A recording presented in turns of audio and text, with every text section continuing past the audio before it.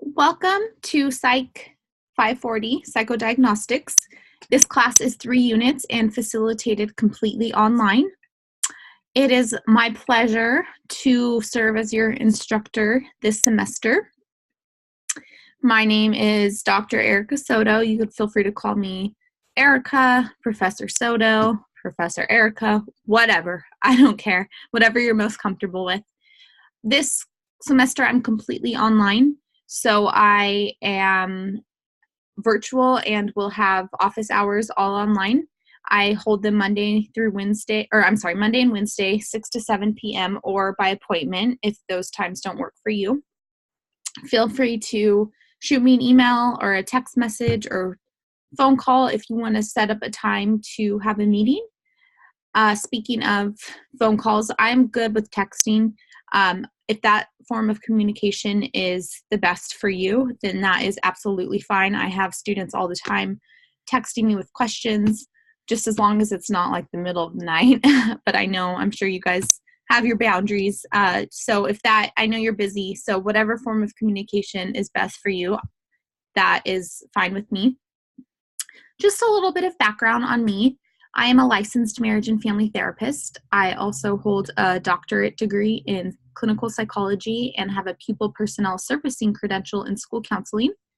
So what I do currently is I work with students in schools who have IEPs, individualized education plans.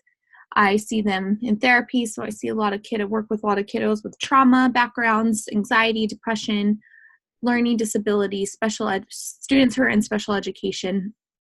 I have also worked with a lot of other populations, including crisis. I've done a lot of crisis intervention. I've done substance abuse. I've done at-risk youth and have also worked in different outpatient facilities. So this class is going to review different types of intelligence testing and personality testing that help with diagnosing and also treatment. A prereq for this class, so all of you have already taken statistical techniques in behavioral science. You need that kind of foundation of knowledge around things like reliability, validity, just to understand the tests more. As you'll read in week 1, MFTs don't always use testing. In fact, a lot of us don't. I don't facilitate any testing. I do get students' testing report, and it gives me a lot of great information about what's going on with the kiddo and any abnormalities that came up in the test, but I don't facilitate them. A lot of times, for most of these tests, it takes an additional training or it takes additional supervision. You really need to be trained. It is in our scope of practice, but it's not necessarily in our scope of competence. So you will read through that in week 1 and understand the differences there. If you've taken law and ethics, then you know the difference between competence and practice. But again, there will be more detail on that in week 1. So if you're interested in psychological testing or becoming like a school psychologist, you would have to get an additional credential for that. But there are certain tests that we will review that you are going to be able to use in your practice. So this class is completely online, as I stated, and it is Monday through Sunday. So it starts on Monday, ends on Sunday. Everything is due by Sundays at 11:59 for the week. But on week 8, that due date moves to Friday. So on week 8, the discussion board and the capstone project are due Friday as opposed to Sunday because of the way the semester and the course date ends. But I will send a reminder because I know that's been a source of a lot of confusion in the past because you're so used to getting having until Sunday at midnight that week 8 rolls around and we forget. So I'll send a reminder just to assure that it's clear, and I'll do it in advance so you can plan ahead. Of course, you're expected to log in several times through the week and participate in discussions and the activities. So there is some flexibility to move ahead. You should complete the learning activity week. You should complete things in a chronological order. But if you get ahead, then more power to you. And just make sure to check announcements. Usually I'll send, if something changes, I'll send a Blackboard announcement as well as an email just to assure that you got it. There's one required textbook for this class, and that is the Handbook of Psychological Assessment. It's a little bit daunting because it is very thick, but not to worry, we will go through it together a week at a time. This class is more of an independent learning. You have everything that you need, all the PowerPoints, lots of great material to be successful in the class. And this book, you could rent it. It's for cheaper, but it is probably a good one to keep on hand. I know I kept mine from my graduate and doctoral studies because it's not realistic to think that we're going to remember every single thing. So I know that when I started working with schools and receiving psychological reports, it was really great for me to have this resource to refer back to if there was something that I didn't understand.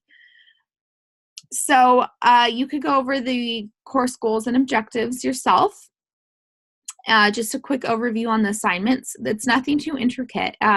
It's really straightforward. You'll have your discussion boards each week, like I'm sure you're used to doing. You do one, and you are required to respond to at least 2 other of your classmates. I really want it to serve as a discussion as we would have in a face-to-face setting. I'm really fair as long as you're putting in that effort and it's visible that you really did the reading and are answering the questions that are being asked. You will get full points, no problem. The psychosocial history assignment, I believe that comes up in week 2, and I will provide a little more detail on this because this is one of those assignments that has been a little confusing for students in the past. Basically, you're going to choose one person in history or who's could still be living, whoever's interesting to you, and has mental health challenges that they've shared, and you're going to do a interview and case history write-up. I have a really good example posted, and all you will need to do is look at it and plug in the information that you find. I'd give permission to provide fabricated details. Sometimes at the internet doesn't provide everything you need. So I'm giving you permission to add details as you see fit. If they're going to enhance your report or you need the details, that's perfectly fine. I'm not going to go and make sure that all the details are accurate. I really need to just make sure that you're understanding what information is pertinent. So I'm flexible with that. And then it's just 3 PowerPoint presentations. None of these presentations require a verbal presentation. I just want your PowerPoints. Basically, they all kind of look the same. They're just on different forms of testing. And you could read more about those. The capstone's the same thing.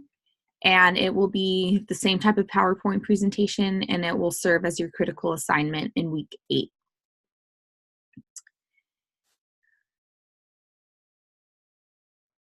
The course evaluation plan, the breakdown is 1,000 points, pretty standard for CBU. The course schedule, like I said, Sunday through Monday. And here is the agenda. And each week is broken down really nicely. It's all very detailed. It's all very clean and neat. You should have everything that you need.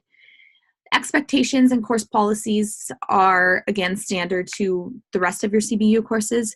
Professionalism, please be professional. I know with all of our technology and texting, it's really easy to just mindlessly abbreviate, but even with your discussion boards, please be professional because we are training and are professionals, so we need to practice that. As far as APA formatting, that's it's expected, but there's no research papers. So basically in your psychosocial assessment that is not relevant because that's a psychosocial assessment. For your PowerPoints, you will be required to cite in APA formatting. And you should have regular effective contact. It is my promise to you, and it is my job to respond back to any inquiries or questions within 24 hours by phone, email, or text message of, I usually get back to you pretty quickly, but for some reason, if you don't hear from me in 24 hours, please follow up. Maybe I didn't get it, but usually you'll find that I respond pretty quickly. As well as for feedback for your work, your submitted work. I remember being a graduate student and really just being anxious and wanting to know what score I got and really not appreciating when it took weeks to get a score back. So I will do my due diligence and provide timely feedback within 72 hours, but usually much sooner. And so as far as late assignments go, not ideal to submit late work, especially in graduate school, but I do understand that life happens, things come up.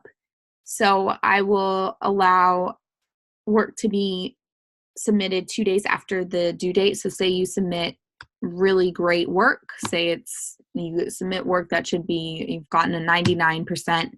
If it's 1 day late, that dropped down to an 89%. 2 days late would drop down to a 79%. And then after the 2 days, unfortunately, you will receive a 0. However, if it's an emergency that prevents you from completing your work, please contact me and let me know. We will work together and no points will be deducted because we're human, things come up, and I know that you have much more on your plate than just grad school. So talk to me. Just as long as your communication is there, then we could always work something out together. But coursework will not be accepted after the course date for pretty obvious reasons, just because, I do have to get course grades in. So everything needs to be in by the last day of the course. Netiquette is network etiquette. That is etiquette of cyberspace. So since this class is all virtual, please be respectful to your classmates, even if you don't agree with something that they say. Be respectful, and everyone's opinion is welcome in here. This class is not so much, the material isn't as sensitive as other courses that you may have had, but in other courses that might be, some material might be triggering, and I always make sure to highlight that this is a safe place. Therapists are humans too, and we have struggles too, and that's okay. That owning that and naming it and talking about it, whether it's in here, whether it's with a trusted therapist, whether it's with your support, any other support system, we want to be authentic therapists. We're not robots. So this is not a shaming environment for you to bring that here. So if you ever need to talk or bring something up, either in the discussion board or just to me personally, feel free. I'm here for you, okay? And of course, academic honesty. About plagiarism at this point in your studies.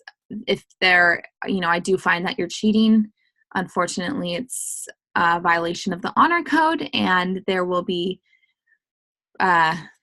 consequences, but I'm not worried about that because you've made it this far. And I know that when you've gotten to this point, school's really important, your academics are really important. So this is not something I'm worried about.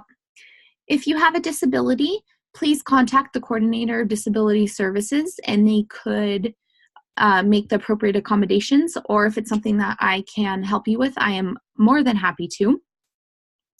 And lastly, suggestions for further reading, because I know that you guys have so much time on your hands and are probably so interested in psychological assessment and statistics.